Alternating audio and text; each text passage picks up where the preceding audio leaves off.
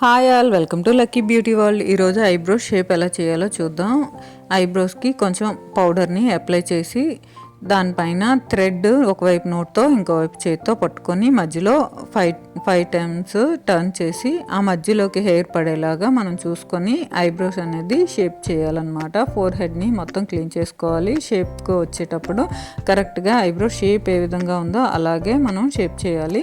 కింద భాగంలో చేసేటప్పుడు రెండు చేతులతో గట్టిగా టైట్గా పట్టుకోమని థ్రెడ్ మధ్యలోకి హెయిర్ వచ్చేలాగా పెట్టుకోవాలి. స్కిన్ పడి కట్ అయ్యే ఛాన్సెస్ చాలా ఎక్కువగా ఉంటుంది. చాలా కేర్ఫుల్గా ప్రాక్టీస్తో మాత్రమే చేయాలి. నెక్స్ట్ కూడా సెకండ్ ఐబ్రో కూడా అలాగే పైన అంతా ట్రిమ్ చేసుకొని నీట్గా ఒక షేప్లోకి వచ్చినాక టైట్గా పట్టుకోమని చెప్పి కింద భాగంలో ఐబ్రోస్ని షేప్ చేయాలన్నమాట. టైట్గా పట్టుకోవాలి, లేదంటే స్కిన్ పడి స్కిన్ కట్ అయ్యే ఛాన్సెస్ చాలా ఎక్కువగా ఉంటాయి. ఆ నెక్స్ట్ ఐబ్రోస్ని ట్రిమ్ చేసుకొని మనం షేప్ చేసుకుంటే చాలా నీట్గా కనిపిస్తుంది. వీడియో క్లియర్గా తీసానండి. మీకు నచ్చితే లైక్ చేసి షేర్ చేయండి. Thanks for watching. Thank you.